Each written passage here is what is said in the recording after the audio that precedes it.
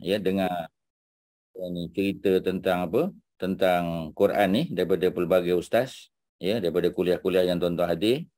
Antara cara kita nak tahu ya, surah tu adalah surah Mekah atau Makiyah atau Madaniyah ialah dengan apa cara dia. Ya, Kak Zainab, ya, apa antara ciri selain daripada bila turun? Apa lagi antaranya? Bila kita tengok surah tu, kita kena tengok apa? Makiyah ni dia cerita tentang akidah, Ustaz. Cerita tentang akidah, ya. Kalau Madinah? Madinah is syariah dan akhlak. Okey, ya. Jadi secara umum dia akidah dan akhlak jugalah. Akidah akhlak, ya, itu konten besar dia. Apa lagi selain daripada itu? Bila kita tengok, ya, kita tengok surah Maryam. Ya, Maryam, ya. Namanya pun dah tahu dah, surah Maryam. Bila kita dengar je surah Maryam, ya, surah Yusuf, ya, surah Al-Kahfi, ya, surah-surah macam tu adalah surah Makiyah. Macam mana kita tahu, ya? Macam mana kita nak tahu, tuan-tuan? Yang simple lah. Yang simple macam mana? Sebab tuan-tuan baca Quran tiap-tiap hari. Ya, ayat dia pendek-pendek, Ustaz. okey, lain pada ayat pendek, daripada ayat panjang, apa lain pada tu? Dia apa ni? Ayat dia tu ya ayuhan nas. Ya ayuhan nas Mekah, ya ayyuhallazina amanu, okey. Tapi kalau tak jumpa ya ayyuhallazina amanu, tak jumpa. Ya ayuhan nas tak jumpa. Jadi macam mana kita nak tahu, ya? Apa lagi asas-asas dia, tuan-tuan dan puan-puan? Ya, jangan biarkan Kak Zainab seorang menjawab, ya. Orang lain apa? Kalau orang tanya kita lah, sebab apa ni, usrah ni dah bertahun-tahun dah, ya, dengan, ya, tuan-tuan dengan Ustaz Kariman dulu pun dah berbelah-belah tahun. Ya, dengan Ustaz ni pun, ya, dah banyak tahun dah, ya. Daripada tahun berapa kita, tuan-tuan? Daripada tahun berapa kita? Kak Mai, tahun berapa kita? Tahun 2016. 2016, ya. Bulan Mei. Daripada 2016, ya. Bulan Mei 2016. 2016, ini dah 2023 dah, tuan-tuan. Ya, maknanya paling kurang dah 7 tahun dah, 7-8 tahun dah. Ya, jadi benda-benda ni kita ulang-ulang. Bila kita tengok nama surah aja kita dah tahu. Surah ni surah Mekah. Kerana apa? Ya, kerana nama surah tu. Ya, bila nama surah tu nama orang, nama nabi, nama rasul, itu biasanya adalah surah, ya, surah Makiyah. Ya, ada cerita-cerita orang dulu. Ya, cerita Nabi Musa, cerita Maryam, ya, cerita Yusuf, dan kebanyakan cerita-cerita ni tidak mengandungi hukum hakam. Ya, kalau ada pun secara tidak langsung saja. Dia penceritaan. Bila penceritaan tu Mekah lah tu. Ya, tuan-tuan kena ambil maklum lah benda tu, sebab bila kita baca Quran, tuan-tuan takkan nak dapat pahala tajwid saja. Takkan nak dapat pahala apa kita panggil, ya, pahala melagukan dia saja. Ya, pahala makhraj huruf saja. Kita nak dapat panduan. Jadi bila orang kata, okey, hari ni kita cerita surah Maryam, dah tahu dah. Nama orang surah Maryam, ya, macam surah Yusuf, macam surah Ibrahim, mesti Makiyah. Pasal dia cerita tentang kisah orang dulu. Ya, mana ada kisah apa kita panggil, ya? Sebab Nabi Muhammad tu rasul yang terakhir. Dah tentulah, ya, kisah orang-orang dulu, nabi-nabi yang lain tu adalah nabi-nabi yang datang sebelum Nabi Muhammad. Jadi dah boleh agak dah, ya. Tu mesti cerita-cerita Makiyah, ya, kerana nama surah tu. Okey, tuan-tuan, ya, itu antara yang boleh kita sebut. Tuan-tuan salinlah, ya. Kalau tak nak salin, hafal lah. Yang pertama apa tadi, ya? Yang pertama, bila dia turun. Kalau dia turun sebelum hijrah, Makiyah. Turun selepas hijrah, Madaniyah. Ya, kita tengok ayat-ayatnya agak pendek-pendek. Ya, pendek-pendek itu biasa Makiyah. Panjang-panjang Madaniyah. Ada ya ayyuhallazina amanu, itu Madaniyah. Wahai orang beriman, itu Madinah. Wahai manusia, itu Mekah. Sebab orang tak ramai masuk Islam lagi. Ya, kemudian kisah apa? Kisah orang terdahulu. Ya, kisah Maryam, kisah Yusuf, kisah Ibrahim. Ya, kisah apa lagi? Kisah Musa. Ya, kisah Nuh. Ya, itu semua adalah nabi-nabi dan rasul. Dan sebahagian cerita orang beriman, Luqmanul Hakim, orang beriman. Cerita Zulkarnain, ya, raja yang beriman. Cerita Maryam, wanita beriman. Itu semua adalah cerita Makiyah. Senang cerita, tuan-tuan. Ya, Makiyah. Okey, ya, ada soalan setakat ni, ya, tentang macam mana kita nak tahu surah tu surah Mekah atau Madaniyah. Ada berapa tu? Datuk Osman, sebut salah satu daripada apa yang kita dah sebut tadi. Macam mana kita nak tahu daripada konten dia, Macam mana kita nak tahu? Nama-nama Nabi, nama-nama Rasul, surah Makiyah. Itu nama surah. Konten dia, konten. Konten dia tu lebih kepada apa ni, Cerita tentang Nabi-Nabi dululah. okey, ya. Tadi tajuk besar tadi. Cerita tentang bab apa? Bab Nabi-Nabi itu betul. Bab apa? Topik besar dia apa? Cerita Mekah ni. Tuan-tuan. Akidah. Topik besar Mekah. Cerita apa? Akidah. Akidah. Cerita akidah tuan-tuan ya. Cerita akidah. Akidah tu cerita apa? Cerita rukun iman. Tuan-tuan ya. Akidah tu cerita rukun iman. 6 tu. Kalau ada cerita tentang ketuhanan, Mekah. Ada cerita tentang malaikat, Mekah. Cerita tentang Rasul, Mekah. Cerita kitab-kitab, Mekah. Cerita tentang hari kiamat, ya, apa ni, hari pembalasan, Mekah. Cerita tentang qada dan qadar, semua tu Mekah. Itulah rukun iman. Yang kita duk hafal, rukun iman, percaya pada Allah, percaya pada malaikat, percaya pada Rasul, kepada kitab, ya, kepada hari kiamat, ya, ataupun hari akhirat dan qada dan qadar. Itulah cerita Mekah. Kalau cerita Madinah, ya, cerita rukun apa pula?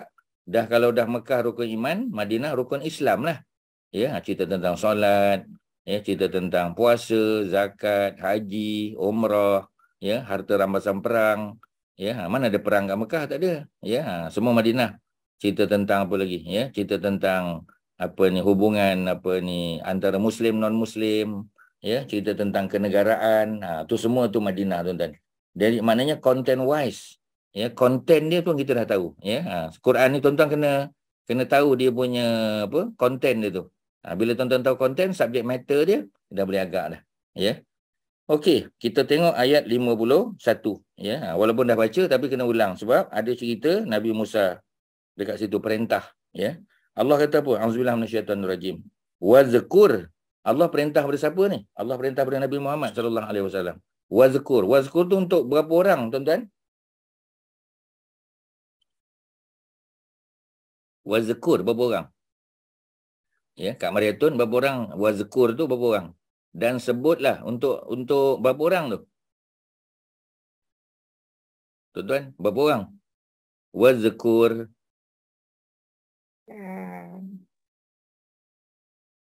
Lebih seorang, Ustaz. Tak, ya. Cuba tengok wazkur tu. Dekat raw tu ada apa? Tuan-tuan kena tengok fizikal dia, tuan-tuan. Ya. Cuba tengok ya. Waw, alif, zal, kaf, ra. Wazkur.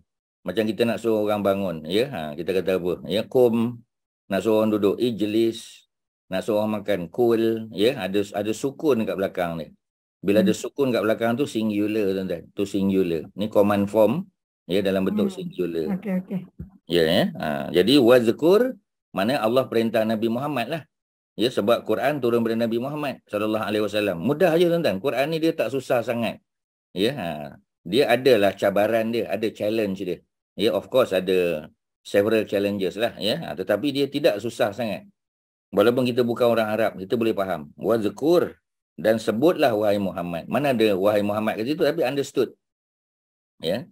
Sebutlah wahai Muhammad, ya, ataupun bacakanlah wahai Muhammad, ya. Atau ceritakanlah wahai Muhammad perkara yang berkaitan dengan Musa fil kitab, di dalam Alkitab. Alkitab di sini Al-Quran lah. Pasal Nabi Muhammad sinonim dengan Quran. Kalau cerita Nabi Musa, ya, Allah perintah Nabi Musa, Taurat lah. Kalau Allah perintah Nabi Isa, apa ni, Injil lah, ya. Jadi Alkitab di sini membawa makna Al-Quran kerana Allah sedang berbicara dengan Nabi Muhammad SAW. Jadi Allah kata, wazkur, wahai Muhammad, ceritakanlah, kisahkanlah, bagi tahulah kepada umat manusia, ya, apa yang berkaitan dalam Quran itu tentang Musa, tentang Nabi Musa. Ya, Nabi Musa. Ingat lagi tak? Nabi Musa ni Rasul yang keberapa, tuan-tuan? Daripada 25 tu, kalau Nabi Adam semua orang tahu nombor 1. Nabi Nuh nombor 3. Ya, Nabi Musa nombor berapa? Siapa ingat? Nombor 14. Tak tepat. Tak tepat. Ya, Ustaz dah bagi banyak kali, tuan-tuan, untuk mengingat, ya. Sebab kalau sifir tuan-tuan tak dapat, tuan-tuan akan lost. Ya, macam kita belajar matematik, ya, sifir tak hafal, memang habislah, tuan-tuan. Ya, macam mana nak mengira boleh, tapi lambatlah. Ya. 15, Ustaz. 15. 15, Ustaz. Nabi, betul, ya. Nabi Musa nombor 15, ingatlah, tuan-tuan. Dia simple je, Ustaz bagi tuan-tuan trik dia belajar. Ya. Kalau Nabi Musa 15, maknanya kita dah boleh agak dah. Nombor 16 agaknya Nabi siapa Kak Mariatun? Harun. Dah tentu Harun lah. Ya. Pasal apa bukan Nabi Harun nombor 15? Patutnya Harun tu abang, dia nombor 15. Ya. Pasal apa pula Harun nombor 16? Musa dulu nombor 15. Apa sebab dia, tuan-tuan? Pasal apa dia dahulukan Nabi Musa? Sebab apa? Bukan Nabi Harun. Nabi Musa tu ulul azmi ke Ustaz? Dia memang ulul azmi tapi bukan sebab tu dia nombor 15. Ya, pasal apa dia bukan abang dia dulu lepas tu dia. Macam kita sebut Nabi Sulaiman dengan Nabi Daud. Siapa dulu ya? Kalau Nabi Sulaiman dengan Nabi Daud, Syirin, siapa dulu Syirin? Nabi Sulaiman dan Nabi Daud. Nabi Daud dulu. Ya, mesti Nabi Daud dulu. Pasal apa Nabi Daud dulu? Nabi Daud ayah anda kepada Nabi Sulaiman. Okey, sebab Nabi Daud ayah, Nabi Sulaiman anak. Ya. Tapi Nabi Musa dengan Nabi Harun, pasal apa tak Nabi Harun dulu dia lagi tu? Nabi Musa jadi Nabi dulu, Ustaz. Jadi maksudnya tuan-tuan, ya, dia bukan sebab Nabi Daud tu bapa, Nabi Sulaiman anak. Bukan sebab Nabi Ibrahim bapa, Nabi Ismail anak. Bukan tu saja. Memang fakta tu betul. Tetapi jawapan yang paling tepat ialah kerana siapa dulu dilantik menjadi rasul. Itu jawapannya. Ya, siapa yang dulu dilantik menjadi rasul? Ya, Musa appointed first ke ataupun Nabi Harun? Musa was appointed first. Ya, after Musa baru Harun. That's why Nabi Musa sebut dulu baru Nabi Harun. Not simply because Nabi Harun tu lebih tua daripada Nabi Musa. Patutnya Nabi Harun lah 15, kan? Jadi tuan-tuan kena faham. Ya, susunan sekuen nabi-nabi dan rasul tu ialah siapa dulu yang dilantik menjadi rasul. Ya, barulah orang yang datang selepas dia, yang hidup sezaman. Ya, contoh kita kata siapa lagi rasul yang hidup sezaman dengan Nabi Musa dan Nabi Harun? Siapa lagi? Ya, siapa yang hidup sezaman dengan Nabi Musa dan Nabi Harun? Sebut lagi. Rasul bukan nabi Nanti tuan-tuan jawab Nabi Khidir tuan-tuan jawab Nabi Yusha, itu nabi. We are talking about rasul, tuan-tuan. Rasul mana yang hidup sezaman dengan dia? Dengan dua-dua tu. Ya. Ilyas. Ilyas, bukan. Kan Nabi Bani Israel, Ustaz. Ada 12 Bani Israel, yang mana satu? Nabi Syuaib, Ustaz. Nabi Syuaib. Maknanya Nabi Syuaib nombor berapa? Nabi Syuaib tu. By right patutnya dia nombor berapa? 14. Dia mesti nombor 14. Mesti nombor 14 lah. Sebab dia hidup zaman. 14. Ya. Pasal apa Nabi Syuaib disebut dulu daripada Nabi Musa? Apa jawapan dia, tuan-tuan? Sebab dulu dia dilantik dulu jadi nabi. Jadi Nabi dan Rasul. Dia dulu jadi Nabi dan Rasul. Ya. Bukan hanya kerana dia tu lebih tua daripada Nabi Musa. Dia lebih tua, dia bapak mertua Nabi Musa. Ya. Walaupun dia duduk di Jordan, di Madian, di Jordan. Bukan, Nabi Musa duduk di Mesir. Lahir dan besar di Mesir. Ya. Meninggal pun di Mesir juga. Jadi maknanya nak bagi tahu bahawasanya kerana Nabi Syuaib lebih dulu dilantik menjadi Rasul. Masa Nabi Musa sampai ke Madian, lari daripada tentera Fir'aun, Nabi Syuaib sudah menjadi Nabi. Nabi Musa duduk di rumah dia belajar daripada Nabi Syuaib.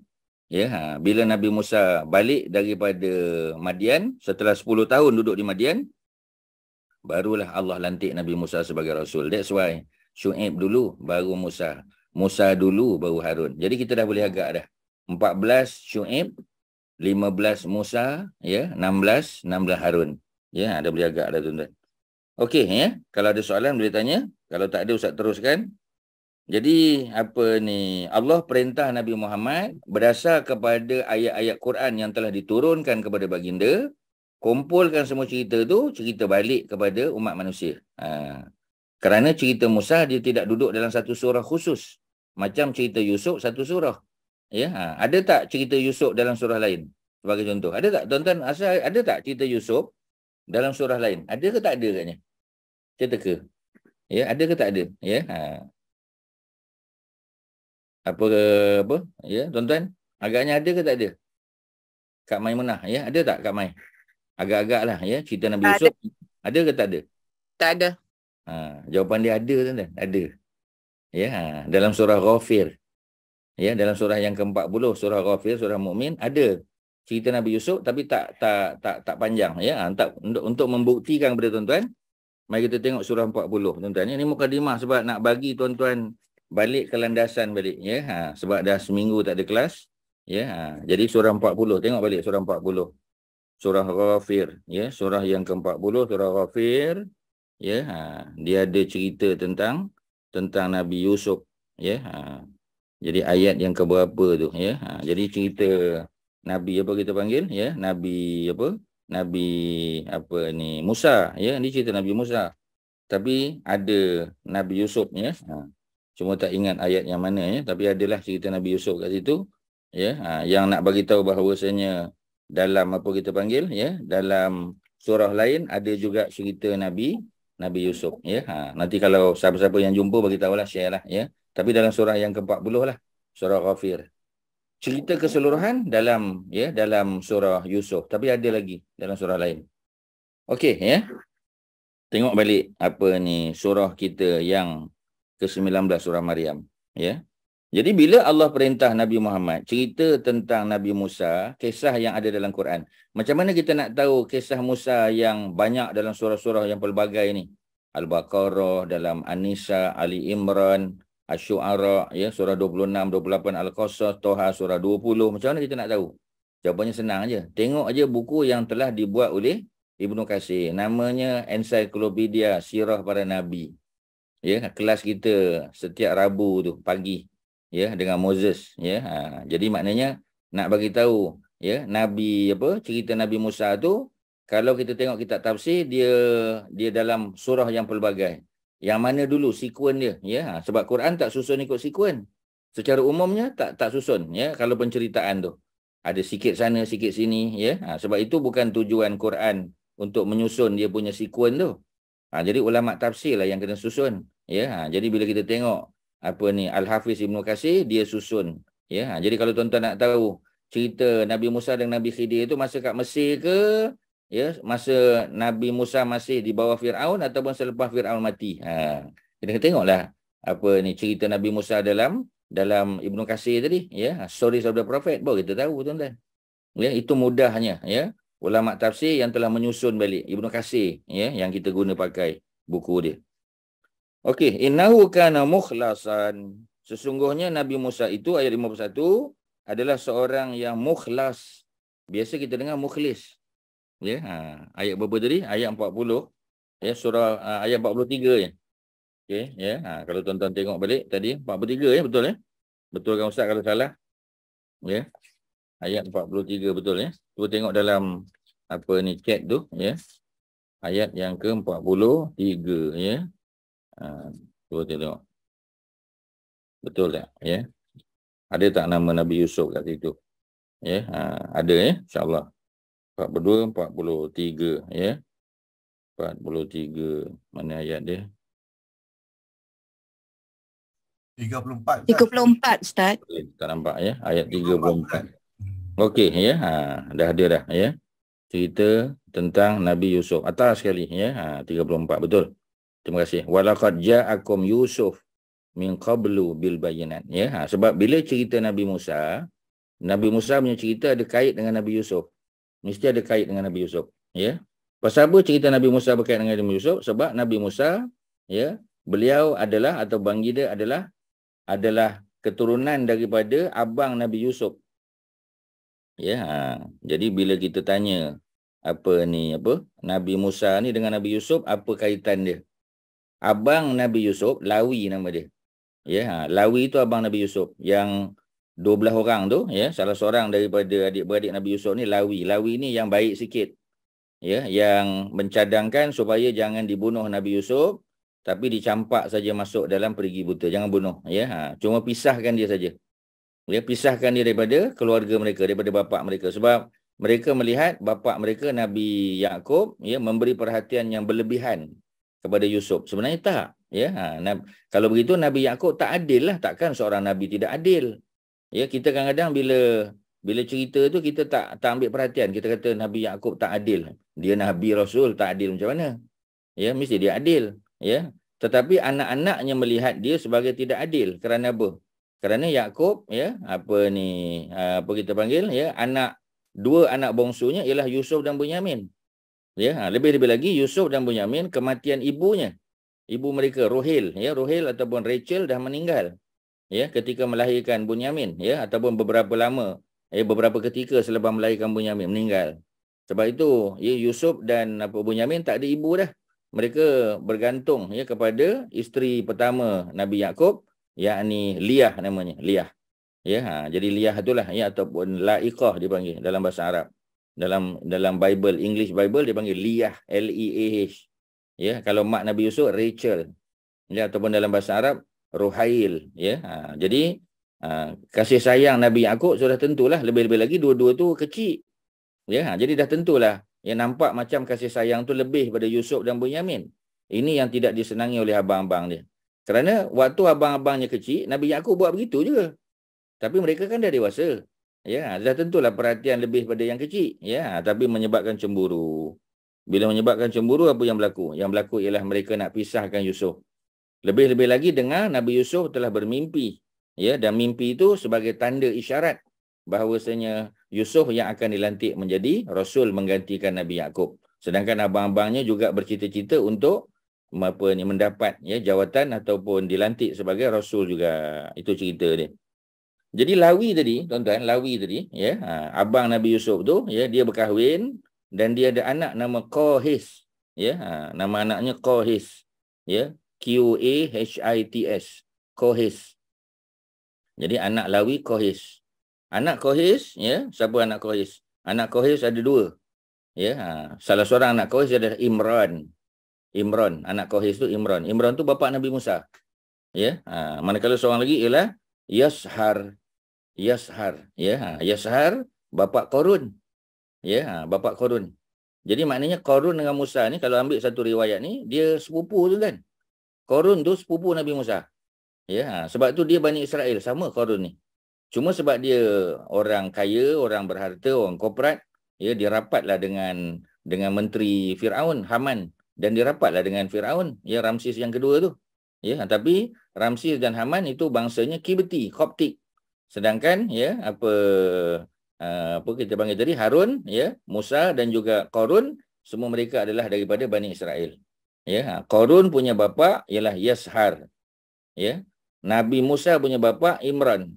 Imran bapa Nabi Musa dengan Yashar bapa Qarun, adik-beradik. Ya, kerana bapa mereka adalah Qahis. Qahis tu anak kepada Lawi. Maknanya apa, tuan-tuan?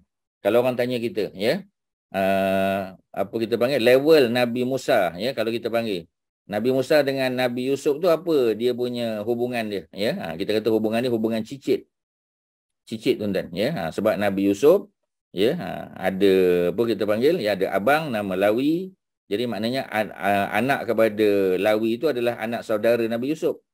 Ya, anak kepada Qahis tadi, ya, itu adalah cucu Nabi Yusuf, cucu saudara. Dan Nabi Musa dan Qarun itu adalah, ya, cicit saudara kepada Nabi Yusuf. Jadi kita boleh agaklah, ya, jaraknya tidak terlalu jauh. Ya, cuma adakah Nabi Musa bertemu dengan Nabi Yusuf? Tak. Ya, ketika Nabi Musa lahir, Nabi Yusuf sudah wafat. Ketika Nabi Harun lahir, abang Nabi Musa, Nabi Yusuf sudah wafat. Nabi Yaqub lebih dahulu wafatlah. Ya, jadi mereka tak bertemu.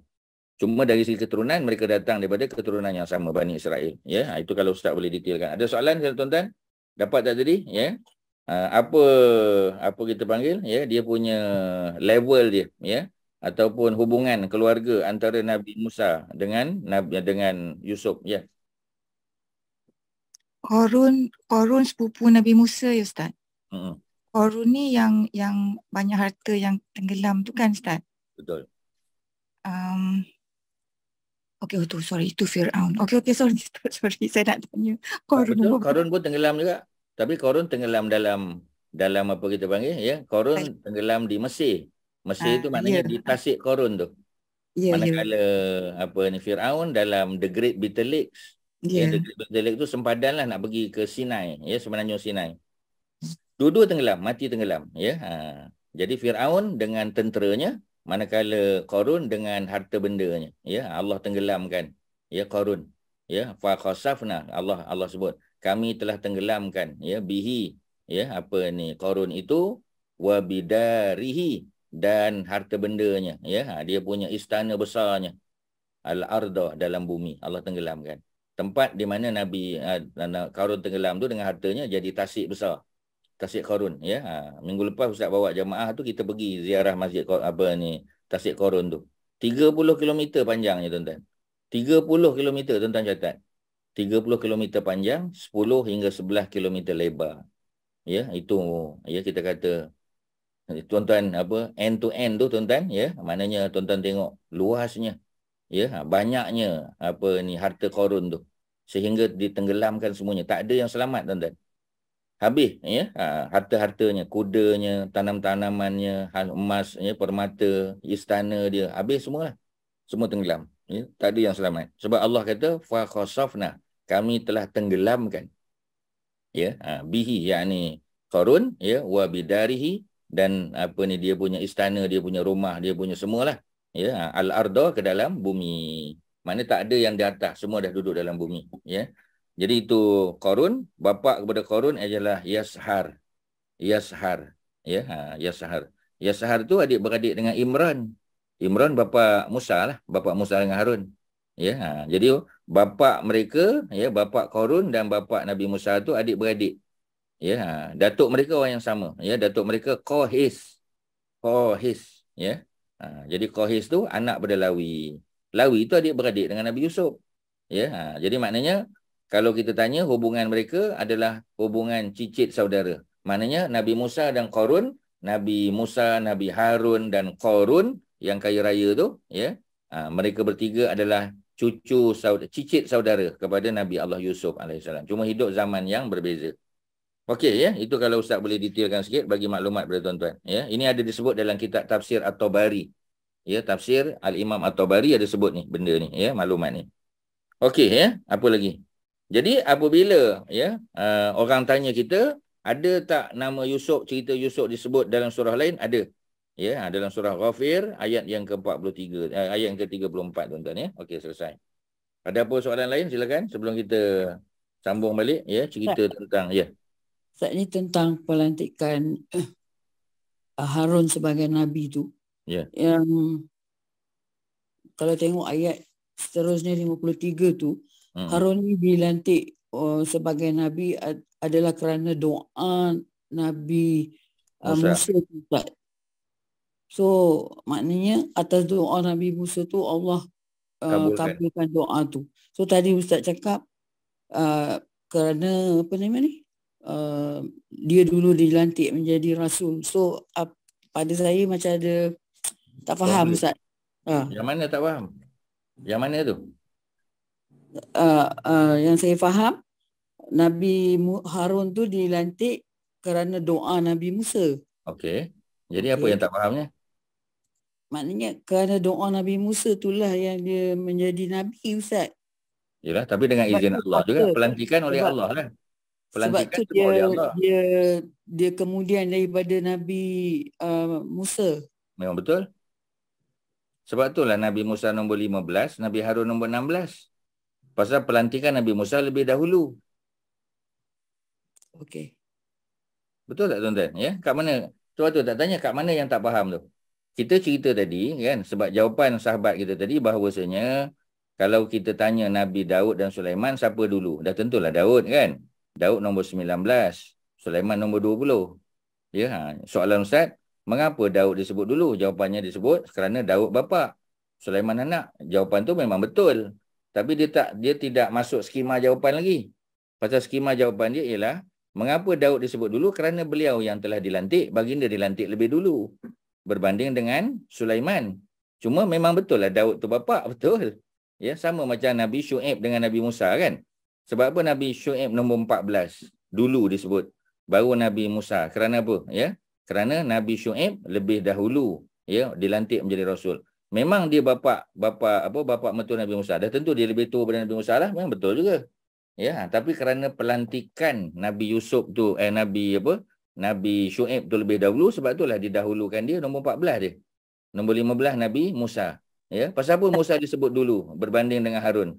Pasal Musa dulu dilantik menjadi rasul walaupun Harun lebih tua. Ya, macam mana? I think kalau saya boleh panjangkan soalan tu. Okey. macamnya Nabi Musa tu dia doa pada Allah dan dia dapat abang yang boleh bantu dia. Okey. Maksudnya kita fikir bahawa Nabi-Nabi ni semua ni Allah dah macam tentukan lah kan. So maknanya macam Nabi Musa tu dia minta baru Allah bagi. Adakah maksudnya Nabi Harun tu is like macam Tak macam Nabi sepatutnya. Musa minta baru Allah jadikan dia. Macam kalau saya boleh faham lah soalan tadi itulah. Ya, betul. Saya macam itulah. Ya apa ni? Kita pernah sebut, okey, ada cerita awal surah Maryam, cerita Nabi Zakaria minta anak. Zakaria minta anak lelaki, ya. Kemudian Allah tangguhkan, Allah tak bagi dia anak lelaki. Kalau kita baca balik, sebab apa Nabi Zakaria minta anak lelaki tu? Kerana anak lelaki yang layak jadi nabi dan rasul. Ya, sebab tu dia minta anak lelaki. Cuma bila dia melihat sesuatu yang luar biasa pada Maryam, cerita Maryam ni juga, ya, dia melihat dan dia tahu bahawasanya manusia hebat di sisi Allah ni bukan lelaki saja, perempuan pun boleh. Cuma perempuan tidak layak untuk menjadi rasul walaupun dia hebat seperti Maryam. Ya, maknanya dia terus tak berdoa untuk dapat anak lelaki masih. Ya, cuma minda dia sudah berubah, ya, maknanya paradigm dia sudah berubah bahawasanya lelaki atau perempuan dua-dua boleh jadi manusia pilihan. Dua-dua boleh masuk syurga. Cuma in terms of nak jadi nabi, dia kena lelaki. Sebab tu dia terus berdoa.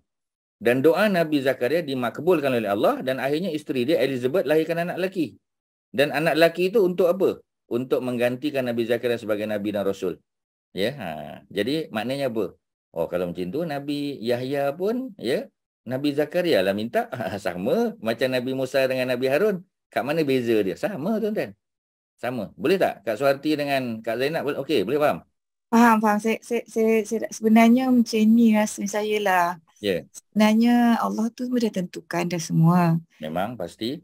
Dan kita ni macam in retrospektif, kita tengok sebab kita baca dalam Quran macam tu. But actually Allah dah tentukan dan Allah pun dah tahu bahawasanya macam Nabi Zakaria akan minta. And Allah nak tunjukkan bahawanya tak apalah, kamu minta je lah. You all don't know what I have in mind, so you just ask. Memang betul. So it's like this jugalah dengan Nabi Musa ni. Allah tahu bahawasanya Nabi Musa akan berdoa untuk mendapatkan seorang bantuan daripada dan mendapatkan bantuan daripada abangnya dan supaya diminta jadi sama level macam dia lah kan. Allah tahu yang dia akan minta. Pasti sebab Allah tahu segala-galanya. Sebab Allah yang jadikan kita semua kan. Jadi benda tu hanya sebab dan musabab je. Correct. Yeah. That's right. Sis Zainab. Ya, terima kasih ya Kak Suharti. Memang betul ya. Sebenarnya doa tu adalah sebab musabab je. Ya, dengan doa ya, maka Allah Subhanahu Wa Taala kabulkan permintaan. Tapi Allah tahu tak bahawasanya Musa akan berdoa dan Musa minta untuk abang dia. Dah tahu, dah tentu itu adalah sesuatu yang sudah tercatat di Lauh Mahfuz sejak azali lagi. Ya, jadi yang tu tuan-tuan jangan bimbang lah ya, tak perlu dipersoalkan panjang-panjang kerana memang itu ketetapannya. Tapi melalui doa seorang ayah Zakaria untuk dapatkan anak jadi nabi dan rasul Yahya, dan doa seorang adik ya, yakni Musa ya, untuk supaya abangnya Harun menjadi nabi dan rasul juga. Sama tuan-tuan, ceritanya adalah sama. Okey ya, kita teruskan. Perkataan yang menjadi perbincangan kita sekarang adalah mukhlasan. Tuan-tuan biasa dengar mukhlis, mukhlisan. Mukhlis mana orang yang ikhlas. Mukhlas ya, dia atas pada ikhlas lagi. Mukhlas maknanya orang yang terpilih. Ya, the chosen one juga mukhlasan. Maknanya Nabi Musa dia dulu zaman dia datang sebelum Nabi Muhammad lah, sebab dia nombor 15. Ya, beliau baginda adalah seorang yang mukhlasan, seorang yang terpilih. Wa kana rasulan nabiyyan, dan Nabi Musa itu adalah seorang rasul dan seorang nabi. Ustaz dah pernah sebut benda ni tapi mungkin tuan-tuan dah lupa.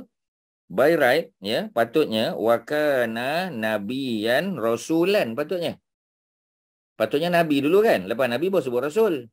Ya, betul tak tuan-tuan ya? Mesti nabi dulu baru rasul. Tapi di sini dia sebut rasul dulu baru nabi. Pasal apa pula? Ya, bukan ke sekuen dia nabi dulu, macam Nabi Muhammad kan nabi dulu, ya, kemudian baru Allah perintah berdakwah, ya, dia panggil rasul.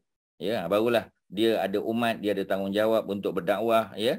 Patutnya wakana ayat 51 tu nabiyan rasulan. Pasal apa sebut rasul dulu? Pasal apa tak sebut nabi pula, tuan-tuan? Ya, ni kita belajar sekuen malam ni, tuan-tuan. Kerana kedudukan seorang rasul tu lebih tinggi dari seorang nabi, Ustaz. Sebab tu disebut rasul dulu baru nabi, ya. Bukan mesti rasul tu jadi dulu baru nabi, bukan, ya. Betul. Satu jawapan yang sangat betul, ya. Tapi ada sesuatu yang tuan-tuan terlepas pandang kat situ. Apa, tuan-tuan? Pasal apa rasul disebut dulu baru nabi? Apa sebab dia? Syirin dah tahu jawapan dia, ya. Betul, Ustaz. Apa ni? Rhyme dia, rhyme. Tu jawapan dia. Rhyme dia, tuan-tuan. Ya, sebenarnya kalau, ya, jawapan apa ni Kak Zainab tadi memang betul, ya. Jawapan dia rasul dan seorang rasul. Memang rasul disebut dulu kerana kemuliaan dia. Bukan kerana sekuen. We are not talking about sekuen now, tuan-tuan. We are talking about kemuliaan. Mana lebih mulia, rasul dengan nabi? Dah tentulah rasul. Sebab itu Nabi Musa dengan Nabi Khidir, walaupun Nabi Khidir pernah mengajar Nabi Musa, pernah menjadi guru pada Nabi Musa dalam beberapa bab, tapi dari segi kemuliaan Nabi Musa tetap jauh lebih mulia daripada Nabi Khidir. Nabi Musa bukan sekadar seorang rasul, baginda juga adalah salah seorang rasul ulul azmi. Ya, Nabi Nuh nombor 1 ulul azmi, Nabi Ibrahim nombor 2, Musa nombor 3, ya, Isa nombor 4, Nabi Muhammad sallallahu alaihi wasallam nombor 5. Ini ulul azmi. Di kalangan 25 tu pun Nabi Musa mulia dah. Kalau banding dengan Nabi Khidir, jauh. Nabi Yusha' bin Nun jauh lah. Ya, walaupun Yusha' dan Khidir ada kelebihan masing-masing. Jadi bukan nak sebut kemuliaan, bukan nak sebut mana dulu tak, tapi nak sebut kemuliaan. Yang kedua, sudah tentu kerana rhyme dia. Kerana pada ayat yang ke-49 ada perkataan wa kullan ja'alna nabiyan. Atas tu tuan-tuan tengok. Wa kullan, ya, dan setiap seseorang daripada mereka tu, ya, ja'alna kami jadikan sebagai nabi, ya, ada nabiyan. Kemudian ayat yang ke-50 aliyan, bunyi dia tu, rhyme dia, tuan-tuan, rima dia, ya, qafiyah dalam bahasa Arab.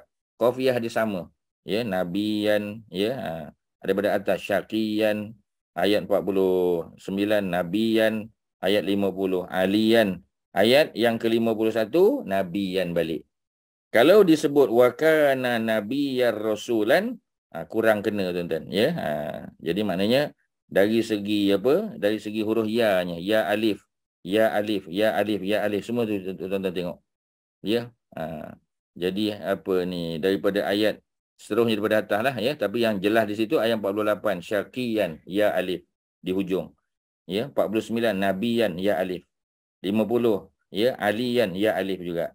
51 nabiyan ya alif. Sebab itulah dia letakkan rasul dulu. Kerana kemuliaan, ya pasti, dan juga kerana ya, nabiyan itu untuk kenakan, seragamkan, standardize, ya, dia punya rhyme dia, tuan-tuan. Okey, selesailah, ya. Itu kita dah sebut tapi kita ulang saja.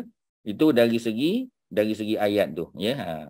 Mungkin sebahagian daripada kita rasa pasal apa lama sangat Ustaz cerita benda ni. Tuan-tuan, ya, kaedah Quran ni tuan-tuan tahu sekali, yang lain tuan-tuan boleh apply. Tuan-tuan kena faham dia punya rule of game dia, tuan-tuan. Quran ni, tuan-tuan, dia berulang. Ya, tuan-tuan kena kenal pasti pattern dia, tuan-tuan. Ya, once you know the pattern, once you know the rule of game, tuan-tuan boleh baca Quran dan tuan-tuan boleh agak dah. Ya, kena macam tu, tuan-tuan. Tapi kalau kita baca Quran sekadar baca semata-mata dan kita tak ambil tahu sangat tentang dia punya form and substance, tuan-tuan, nanti tuan-tuan tak dapat mendalami dia. Sayang, tuan-tuan.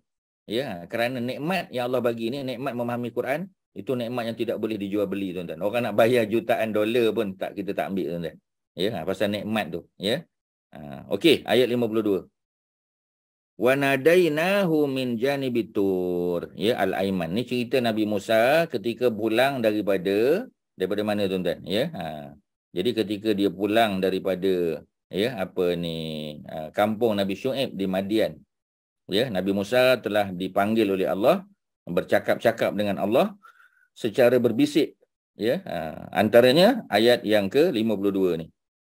Allah kata wa nadainahu, ya, waw dan nadaina, kami telah panggil, kami telah kita panggil, ya, seru, ya, Nabi Musa itu min janibit turil aiman, daripada janib mana sebelah, ya, daripada sebelah, suara tu datang daripada sebelah.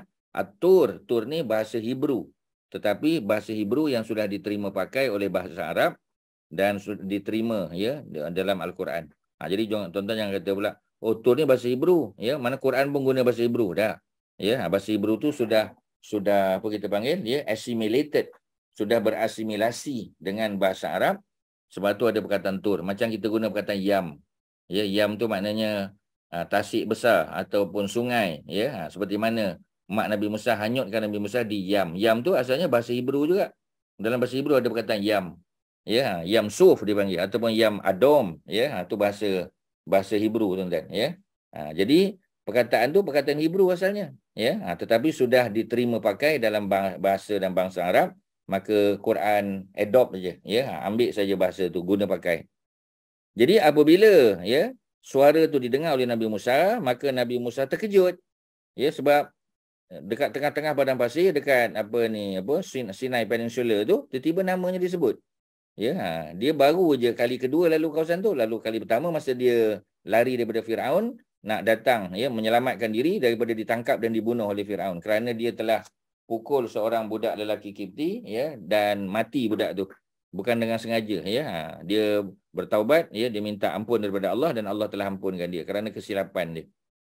Okey, ya. Jadi Nabi Musa dalam perjalanan pulang bersama dengan isteri dan keluarganya, ya, mereka kesejukan, ya, itu dalam surah Toha cerita tu.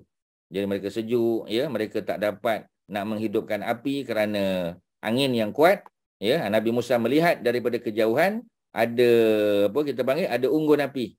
Ya, inni anastu naron, kata Nabi Musa, aku telah melihat, ya, satu unggun api, dan Nabi Musa gembira kerana dalam keadaan gelap dan dalam keadaan cuaca buruk, ya, Nabi Musa dapat melihat, ya, tapi orang lain tak nampak. Nabi Musa pergi. Ya, bila sampai di sana Nabi Musa dipanggil oleh Allah. Ya, di wadin, ya, di di wadi, ya. Wadi satu wadi yang suci. Ya, jadi wadi ataupun oasis yang suci, tempat di mana Nabi Musa, ya, bertemu bercakap-cakap dengan Allah Subhanahu Wa Taala. Ya, di Atur Al-Aiman, ya, di bukit yang kita panggil sekarang sebagai Jabal Musa, ya, Mount Sinai ataupun Mount Musa, ya, Mount Moses. Jadi Tur Al-Aiman di sebelah kanan. Itu dengar suara, ya, Allah telah bercakap dengan Nabi Musa dengar namanya dipanggil. Ya, kemudian wa qarrabnahu najian, dan kami dekatkan Nabi Musa tu, makin dekat Nabi Musa, supaya Allah boleh bercakap, ya, dalam keadaan berbisik dengan dia. Ya, nak menunjukkan dekatnya Nabi Musa itu dengan suara tadi, ya. Jadi ini keistimewaan Nabi Musa. Ya, nanti orang kata pula, ya, Nabi Musa boleh bercakap dengan Allah, Nabi Muhammad, ya, Nabi Muhammad macam mana? Ya, Nabi Muhammad boleh tak bercakap-cakap dengan Allah? Ada tak situasi, ya, insiden di mana Nabi Muhammad bercakap-cakap dengan Allah? Ada tak, tuan-tuan? Ada ke tak? Masa bila? Masa Mi'raj, Ustaz. Masa Mi'raj, ya. Jadi lagi mulialah Nabi Muhammad tu, sebab Nabi Muhammad dijemput ke langit. Ya, Nabi Musa tak dijemput ke langit. Ya, Nabi Musa masih di muka bumi lagi. Tapi Nabi Muhammad SAW diangkat, ya, ke langit yang ketujuh, ke Sidratul Muntaha, naik atas lagi ke Mustawa. Tempat yang Jibril pun tak boleh naik, tuan-tuan. Ya, itu kemuliaan Nabi Muhammad SAW pula. Okey, ya, itu ayat 52, ayat 53 terakhir untuk cerita Nabi Musa, wa wahabna lahu min rahmatina, ya. Wa wahabna lahu, dan kami telah anugerahkan kepadanya Musa itu min rahmatina, sebahagian daripada rahmat kami. Rahmat ni kita kata mercy lah. Ya, rahmat ni mana apa saja. Kasih sayang, belas kasihan, anugerah, ya, apa saja. Ya, rahmat daripada Allah Subhanahu Wa Taala. Kita diberikan hidayah, itu rahmatlah, ya, dapat hidayah daripada Allah. Kita dapat apa lagi, ya, kita dapat petunjuk, dapat belajar, ya, datang kelas, dengar kuliah online, kita faham, itu rahmat daripada Allah. Ya, knowledge kita makin bertambah, amalan kita makin bagus, ya. Dulu kita pemahaman terhadap sesuatu mungkin kurang tepat, sekarang dah jadi lebih baik. Ya, kita dah tahu kedudukan dia, ya. Dulu kita sembahyang duha 2 rakaat, ya, dan kita rasa sudah memadai. Tapi bila kita belajar, ya, dalam kitab Syama'il Muhammadiyah, kita tahu, oh, Nabi Muhammad tak buat 2. Nabi Muhammad minimum buat 4, buat 6, buat 8. Minimum pun 4. Kita dah tahu dah, kita baiki amalan kita. Ya, solat duha kita tak tinggal, tapi kita tambah 2 rakaat lagi. Alhamdulillah. Ya, dulu, ya, kita ingatkan baca ayatul kursi ni setiap kali lepas solat saja. Solat fardu. Ya, dulu kita tak tahu, ya. Kita ingatkan Lepas solat sunat pun baca juga ada. Rupanya solat fardu je. Nak baca lepas solat sunat tak salah. Ya, tetapi aturannya ialah dia hanya selepas solat fardu. Cukup sekali saja. Perlu baca 3 kali? Tak perlu. Sekali je. Itu dosis yang Allah bagi. Kena follow lah. Tetapi sebelum tidur malam, ya, dulu kita tidur malam tak ambil wuduk pun. Kerana kita kata nak ambil wuduk nak solat. Ambil wuduk nak baca Quran mungkin. Ya, nak ambil wuduk tu untuk tawaf. Ya, pasal apa kita ambil wuduk ketika tidur? Kita tak ambil peduli sangat. Kita pernah dengar orang cakap, tapi kita tak buat. Alhamdulillah sekarang kita dah buat. Nak tidur ambil wuduk siap-siap macam ambil wuduk ketika nak solat. Ya, dan kita pun baca 3 kul, baca Al-Fatihah, termasuklah baca Ayatul Kursi. Sesiapa yang baca Ayatul Kursi sebelum tidur, Allah akan jaga dia sampai dia terbangun daripada tidur. Maknanya kita tak tinggal. Maknanya 6 kali baca Ayatul Kursi, 5 kali lepas solat fardu, sekali sebelum kita tidur malam. Ya, jadi kita baiki amal kita. Ya, dulu kita tak tahu. Kita tambah lagi amalan kita. Ya, macam tu. Jadi bila kita tambah amalan kita, apa tu tuan-tuan? Itu min rahmatillah, sebahagian daripada rahmat Allah. Kalau Allah tak rahmat pada, kalau Allah tak kasih sayang dan belas kasihan pada kita tuan-tuan, amal kita macam tu je, tak ada berubah. Ya, dia stagnan. Ya, dia tak naik. Ya, sedangkan amalan ni mesti dipertingkatkan. Ya, kita kena improve kita punya apa kita panggil standard of ibadah. Ya, kita punya standard of worship tu. Ya, jangan sekadar buat yang bentuk-bentuk yang biasa-biasa. Ya, yang biasa tetap buat, tetapi kita tambah baiki. Ya, kita tambah baik. Ya, jadi antara rahmat yang Allah bagi kepada Nabi Musa ialah akhahu, saudaranya. Inilah ayat dia tuan-tuan. Yang tadi tuan-tuan sebut akhahu Harun nabiyan. Ya, jadi antara rahmat yang Allah bagi, kasih sayang yang Allah bagi kepada Nabi Allah Musa ialah dengan melantik abangnya. Ya, bertitik tolak daripada doa Nabi Musa lah. Nabi Musa duk minta kepada Allah, jadikanlah abangku. Ya, jadikanlah waj'al akhi, jadikanlah abang aku sebagai penolong aku, dan Allah kabulkan permintaan tersebut seperti mana disebut dalam surah Toha. Ya, surah Toha kalau kita tengok ada cerita Nabi Harun, mungkin kita boleh tengok surah Toha surah 20 tuan-tuan. Ya, kita buka surah Toha surah 20, sebelah aja. Ya, sebelah ya surah Toha, ya, pada ayat yang ke berapa tu? Ya, bawah dia. Ya, jadi ayat ayat 20 berapa tu, 29, selepas daripada doa Rabbi syrah li sadri. Ya, Rabbi syrah li sadri tu ayat 25. Surah Toha surah sebelah je, surah 20 tu. Ya, tuan-tuan boleh tengok Rabbi syrah li sadri. Ya, Rabbi, wahai Tuhanku, lapangkanlah dadaku. Ya, minta lapang dada, sebab bila lapang dada boleh bercakap. Orang yang sempit dada tak boleh nak bercakap. Ya, orang yang lari 100 meter contohnya, selepas dia menang, wartawan pun tanya soalan tak boleh jawab sebab dia masih mengah, masih sempit dadanya. Bagi dia tenang dulu, bagi dia minum air dulu, bagi dia mengucap dulu, ambil nafas, baru dia boleh bercakap kerana dadanya tenang, dadanya lapang. Ya, jadi bila dada lapang baru boleh bercakap, baru boleh buat keputusan. Wa yassir li amri, dan mudahkanlah urusan aku ya Allah. Ya, wahlul 'uqdatam min lisani, dan leraikanlah kekeluhan lidah aku.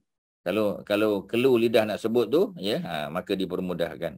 Yafqahu qauli, mudah-mudahan ya manusia ataupun audience ataupun ya orang yang berada, members of the floor, ya, mereka faham apa yang aku cakap. Kemudian dia pun minta ayat yang ke-29, ya, muka surat 313 tuan-tuan, ya, surah Toha 313 kalau tuan-tuan masih mencari lagi. Ada permintaan Nabi Musa, waj'al li waziran min ahli, ya Allah, jadikanlah bagi aku wazir. Wazir ni menteri. Tapi di sini bukan makna menteri. Menteri makna penolong lah, pembantu. Min ahli, daripada keluargaku, daripada kalangan keluargaku. Ya.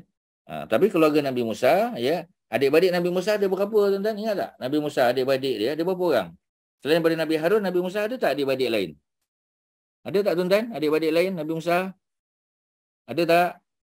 Kak Suharti, ada tak Nabi Musa adik-beradik lain? Ada, tapi tak ingat Ustaz. Adik-beradik tu lebih tua daripada Nabi Musa ke lebih muda? Kakak dia. Yalah. Ya, jawapannya lebih tua lah. Ya, sebab dapat disebut lebih tua. Kakak dia kan. Kakak dia tentu lebih tua lah. Sebab apa Nabi Musa tak ada adik? Sebab Nabi Musa yang bongsu. Nabi Musa ada seorang abang, Nabi Harun, dan ada kakak, betul. Ya, Kulsum namanya. Ibnu Katsir kata Kulsum. Ya, Kulsum. Jadi bila Nabi Musa minta ayat yang ke-29, ya, waj'al, ya Allah jadikanlah li bagiku waziran, seorang penolong, min ahli, daripada kalangan keluargaku. Keluarga tu mana adik-beradik dia. Ya, daripada kalangan adik-beradik dia. Dah tentulah Nabi Harun. Pasal Kulsum perempuan. Bila Kulsum perempuan, dia tak boleh jadi Nabi. Ya, sebab itu istilah waziran di sini adalah masculine. Tuan-tuan, masculine. Ya, mungkin tuan-tuan tak perasan, tapi saya nak bagi tahu. Ya, sebab tu, sebab apa? Sebab Nabi Musa dah tahu Nabi dan Rasul ni mesti lelaki. Sebab tu dia tak minta kakak dia yang jadi Nabi, tak boleh. Ya, kalau adalah perempuan jadi Nabi, sudah tentu Maryam. Tapi Maryam, mana ada kisah Maryam pada zaman tu? Ya, Nabi Musa nombor 15. Nabi Isa nombor 24. Oh, belum lagi tuan-tuan, jauh lagi. Ada 1,300 tahun lagi lepas Nabi Musa tu. 1,300 years after Musa, barulah ya, lahir Nabi Isa, zaman Maryam juga. Jadi dia minta seorang ahli keluarganya, abangnya lah. Ya, dan dia pun specify. Ayat yang ke-30 kan? Apa dia kata? Haruna akhi. Harun yang ni saudara lelakiku. Jadi maknanya ayat 29 dan 30 adalah bukti mengatakan memang Nabi Musa mohon pada Allah supaya abang dia jadi rasul, abang dia jadi nabi, dan abang dia akan jadi wazir, akan jadi penolong dia, tuan-tuan. Ya, itu kalau Ustaz boleh detailkan pada ayat yang ke-29 dan pada ayat yang ke-30. Okey, ada apa-apa soalan? Silakan tuan-tuan setakat ni. Ada apa-apa tuan-tuan tak faham, Ustaz ulang. Kalau ada, silakan. Ada apa? Ya. Ayat 51 tu, surah Maryam tu, kenapa, apa maksud dia panggil dari sebelah kanan gunung tu, Ustaz? Suara. Ya, suara tu kedengaran oleh Nabi Musa daripada sebelah kanan. Ya, dan sebahagian menyebut kebetulan Nabi Musa pun berada di sebelah kanan. Ya, sebelah kanan gunung. Ya, kita kata ada gunung tu, ada bukit. Ya, Jabal Musa, gunung tu tinggi lah tuan-tuan, 2,000 meter lebih. Ya, lebih pada 2,000 meter. Ya, jadi mana tinggi lah. Kalau tuan-tuan pergi Bandung di Indonesia tu, ya, Bandung tu 800 meter atas paras laut. Itu pun dah sejuk dah tuan-tuan, Bandung tu. Ni 2,000 atas lagi. Ya, ada 1,200 meter lagi atas tu. Ya, jadi maknanya tinggi. Jadi bila dia tinggi, tempat sejuk lah. Tempat sejuk. Ya, tapi Nabi Musa tidak berada di atas untuk kali ni. Kemudian nanti ketika dapat wahyu yang the 10 Commandments, baru Nabi Musa naik, tuan-tuan. Ya, jadi apa ni? Yang ni Nabi Musa masih berada di bawah sebab dia kan kesejukan, ya, kerana malam yang gelap, ya, tak ada bintang, tak nampak. Kemudian nak hidupkan api tak dapat, ya. Kemudian dia bersama keluarganya dalam perjalanan balik, mereka macam sesat lah, ya, sebab tak ada petunjuk. Sebab petunjuk kan bintang. Ya, apa ni, wabin najmi hum yahtadun.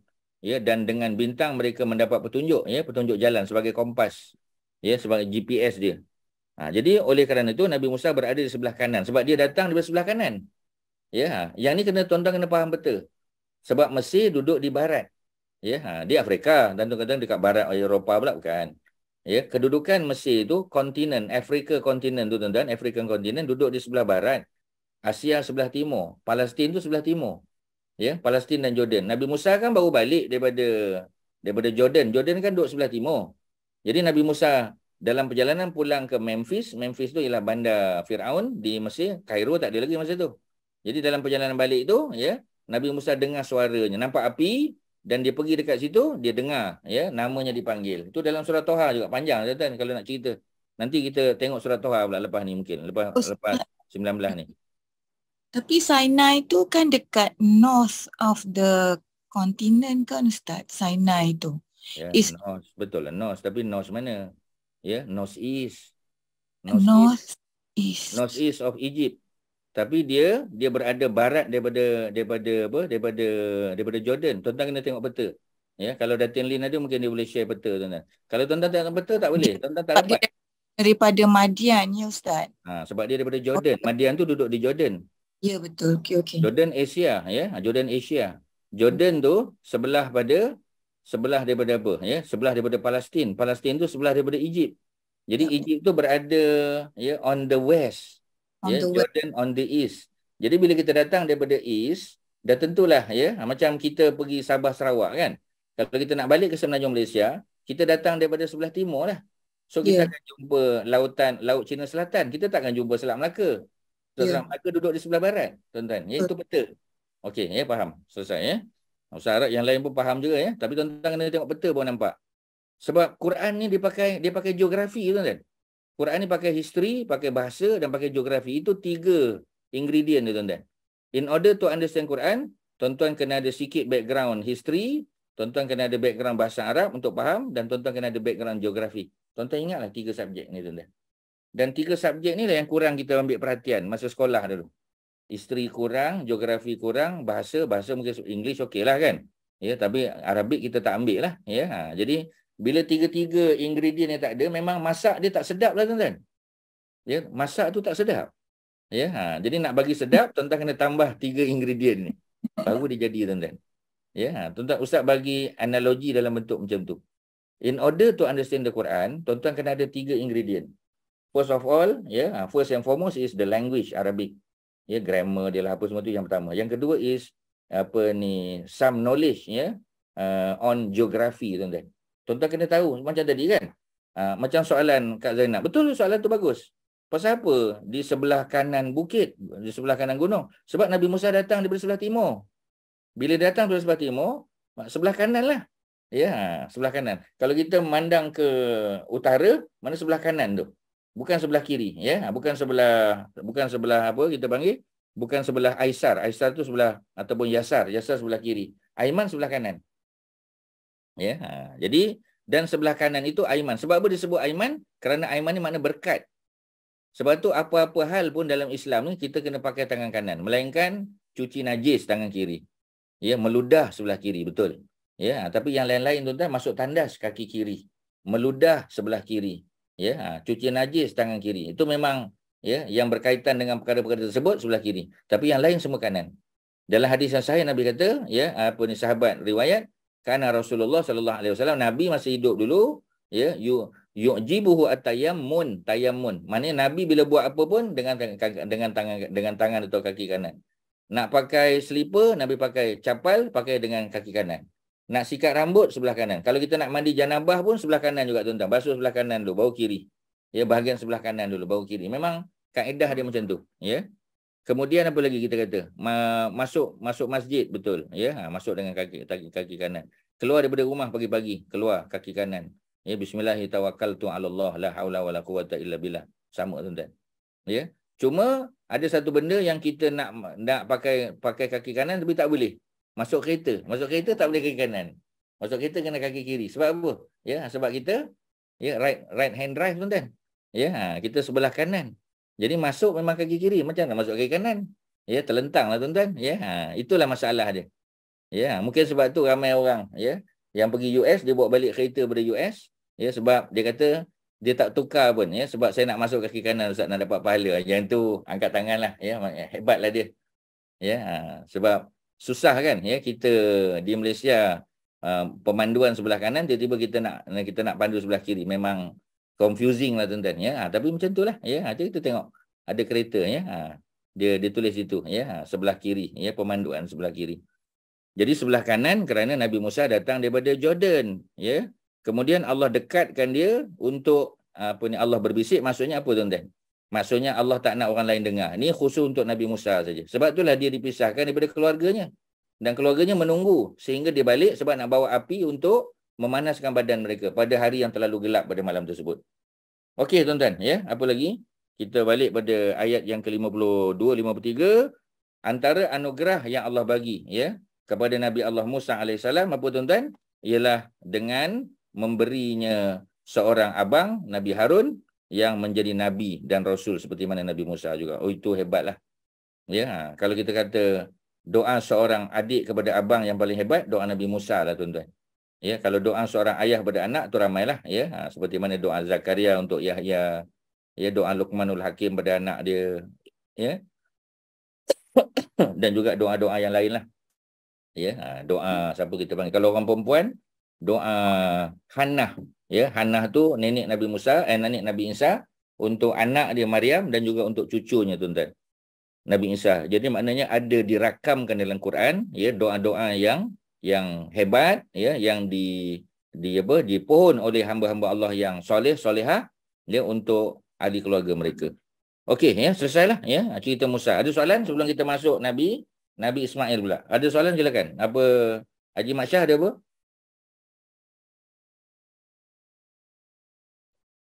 Ya, atau tuan-tuan yang lain silakan, ada apa? Ya.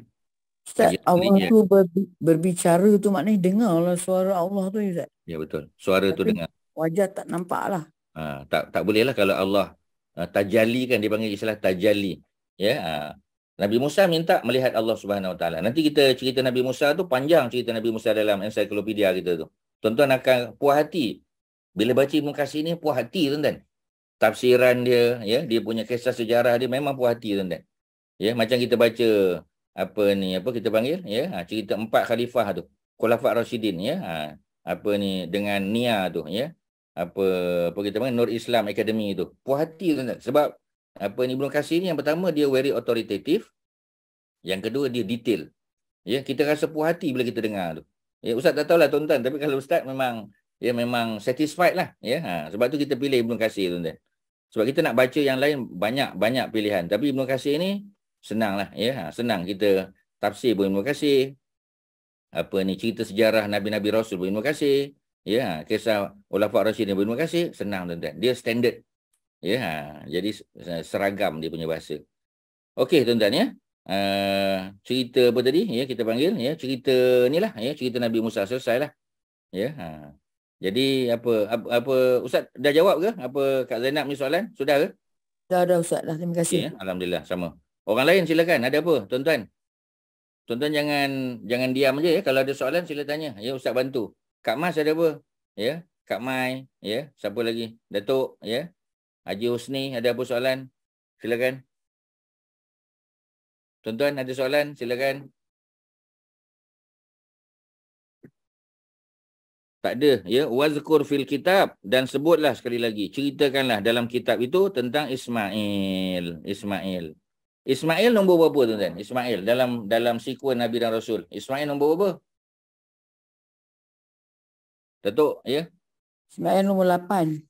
Mana Ismail nombor 8, ya? Nombor 8 Ismail, okey, betul. Tapi pasal apa Nabi Ismail nombor 8?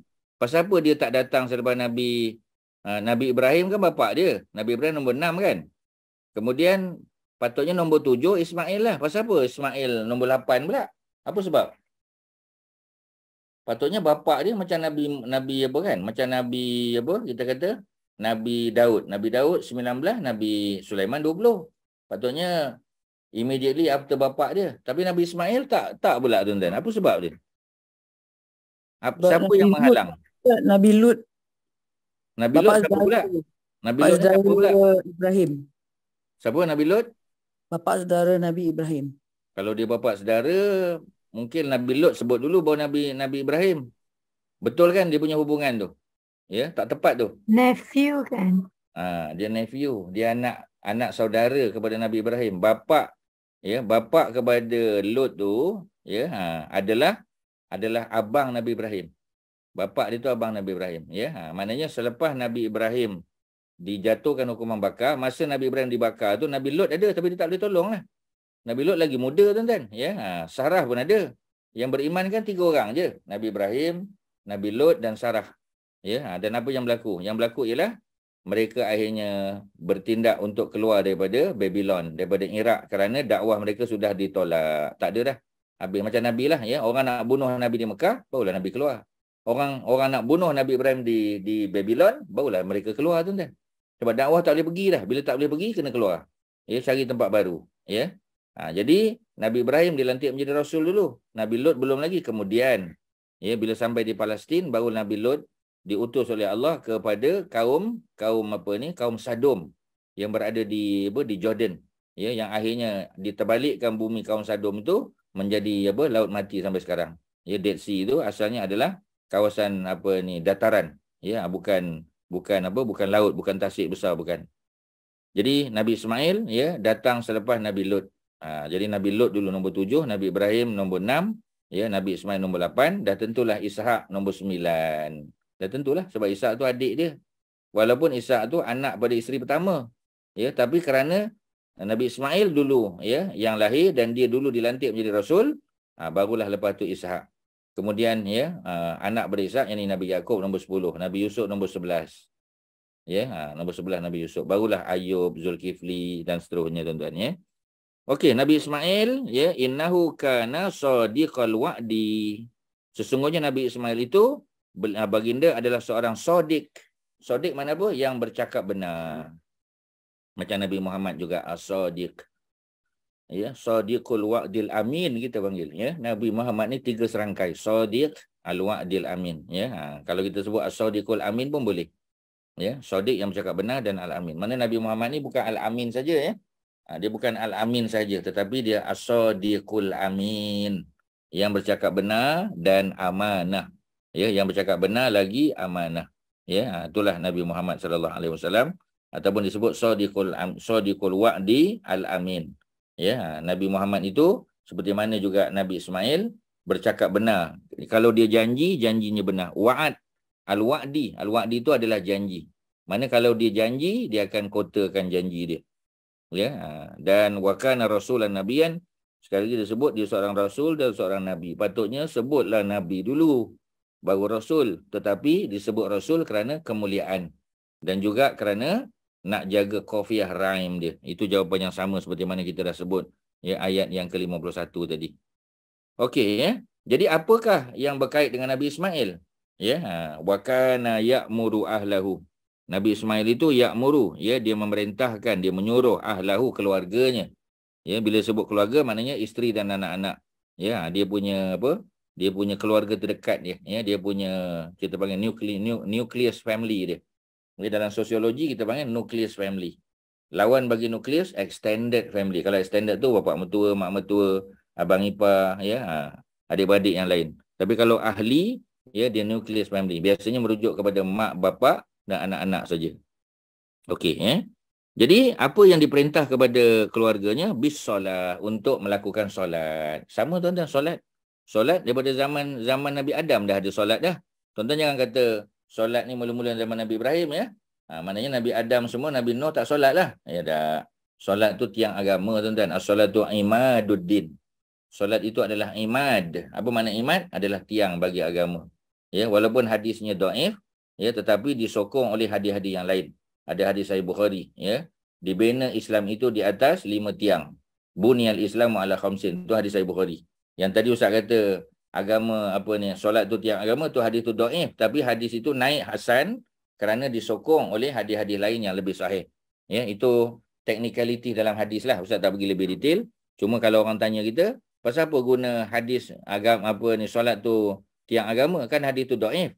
Kita kata memang asalnya dhaif, tetapi telah di-upgrade kedudukannya kerana ada hadis-hadis sahih yang menyokongnya, yang support hadis tu.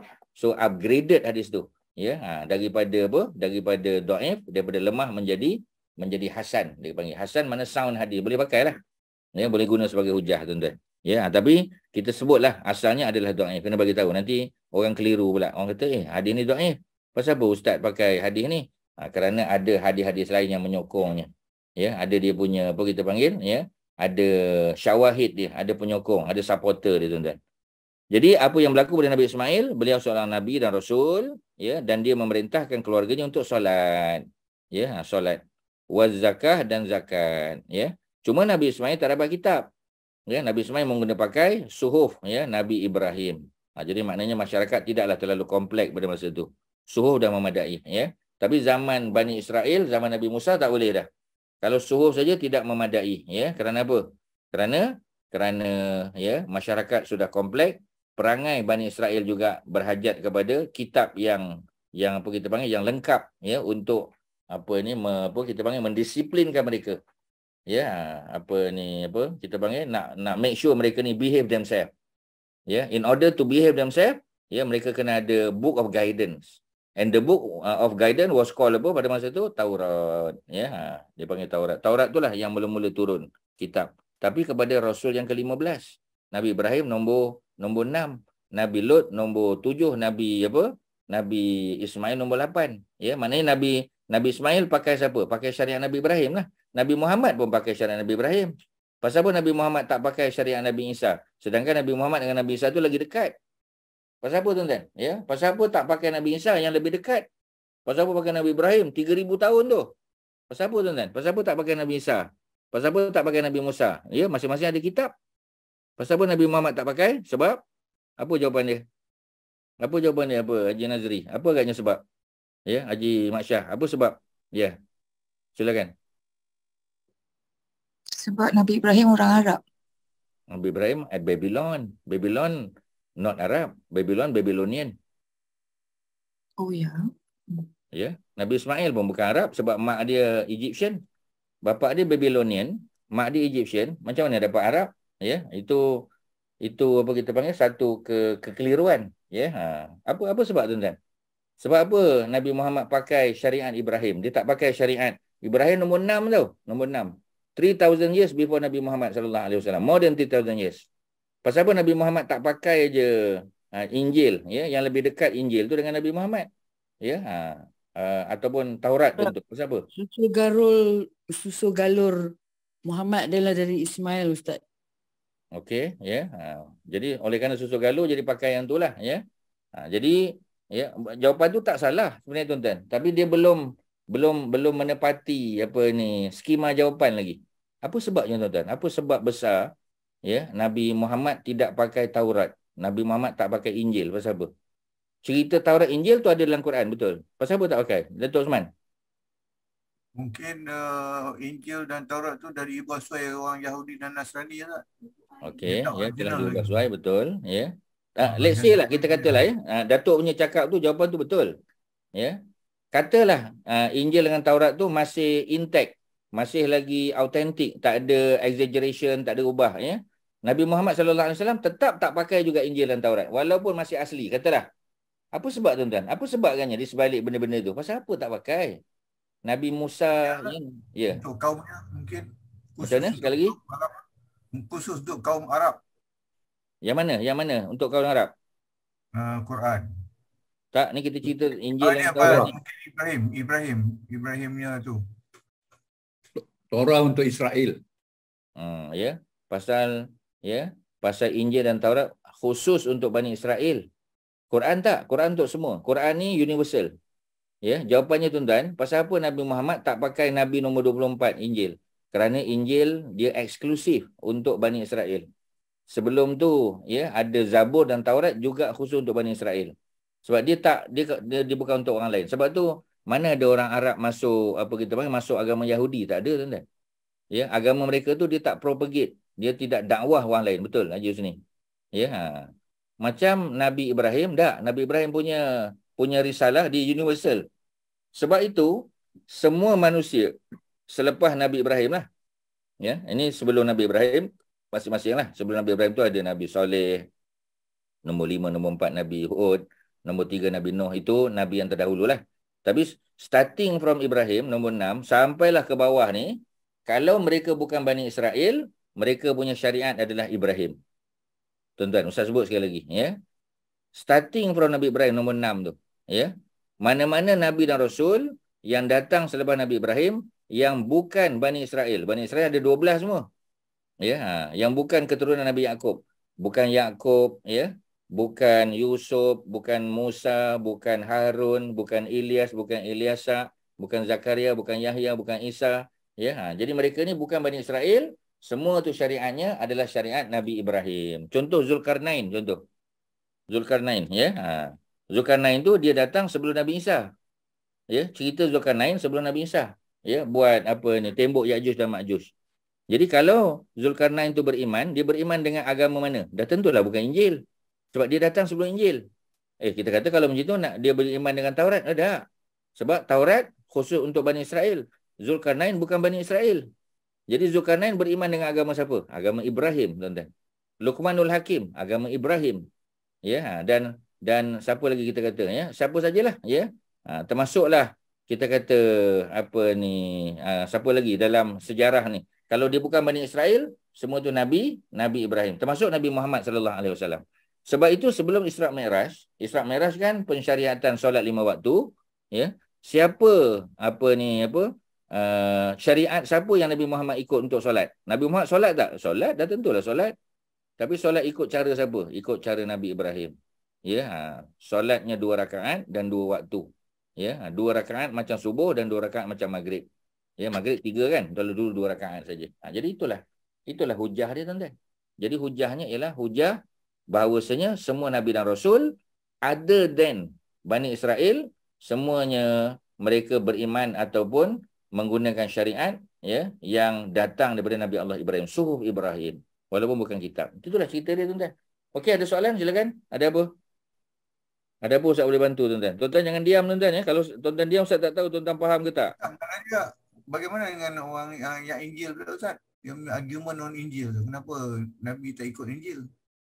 Nabi tak ikut Injil sebab Injil khusus untuk Bani Israel. Kan tadi tu Taurat, Zabur dan Injil dia eksklusif. Taurat untuk Yahudi. Kan tak Ustaz? Ya, sama. Ustaz tak sebut Yahudi, Ustaz sebut Bani Israel. Sebab tu Ustaz tak sebut Yahudi, tuan-tuan. Tu tuan-tuan dengar pada tadi. Walaupun tuan-tuan sebut duk Yahudi apa semua, apa ni, Haji Husin sebut Israel, Ustaz sebut Bani Israel. Ustaz konsisten dengan penggunaan istilah Bani Israel. Kalau tuan-tuan perasan. Alias kalau tuan-tuan sambil tidur-tidur memang tak dengar lah. Ya, jadi Bani Israel, tuan-tuan, bukan Yahudi. Sebab Yahudi itu salah seorang daripada Bani Israel. Bani Israel ada 12. Ada 12 semua. Ya, ada Yusuf, ada Bunyamin, ada Lawi, ada Rubin, ada Syam'un, ada Yahuda. Yahuda itulah Yahudi. Ya, jadi bukan Yahudi saja yang beriman dengan Taurat. Ada ya, keturunan dia. Zaman tu belum ada lah sebab Nabi Yusuf datang sebelum Nabi Musa. Maksudnya keturunan mereka lah yang 12 tu. Semua beriman dengan Nabi Musa. Ya, sedangkan Nabi Musa daripada Lawi. Sebab tu kita tak kata Yahudi, kita kata Bani Israel. Jadi agama Nabi Musa, agama Taurat, Bani Israel. Ya, agama kitab Zabur, ya, zaman Nabi Daud, Bani Israel. Agama Nabi Isa AS, Bani Israel. Memanglah dia orang dia Nasrani kita panggil, tapi dia Bani Israel. Bani Israel, tuan-tuan. Sebab tu Nabi Muhammad tak beriman dengan, bukan tak beriman, tak mengguna pakai. Beriman, of course kita kena beriman dengan semua kitab.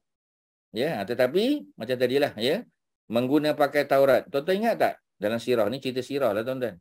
Ketika Sayyidina Umar bin Al-Khattab, ya, dia nak baca kitab Taurat, dia nak belajar bahasa Hebrew dan nak baca kitab Taurat. Nabi tak benarkan. Nabi kata cukup Quran saja. Ya, Nabi tegur Sayyidina Umar. Ya, sedangkan kita kata Taurat tu yang pertama mungkin kita guna hujah sebab Taurat tu sudah diselewengkan, betul.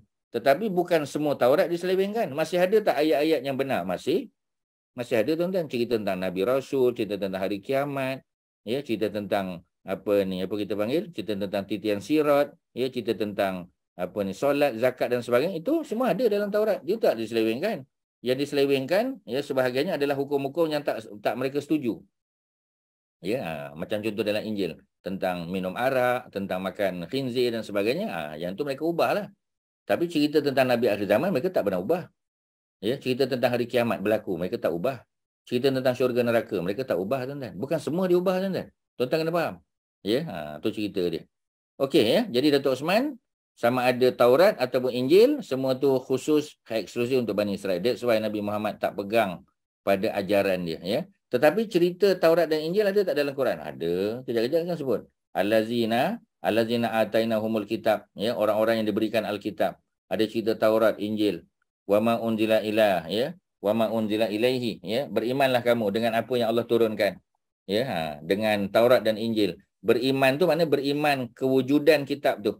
Beriman ajaran tu ajaran asal. Tetapi belajar, membaca, ambil daripada hukum, tu tak, tuan-tuan. Kerana itu khusus untuk Bani Israel saja. Okey, ada apa? Silakan, tuan-tuan, sebelum kita tamat.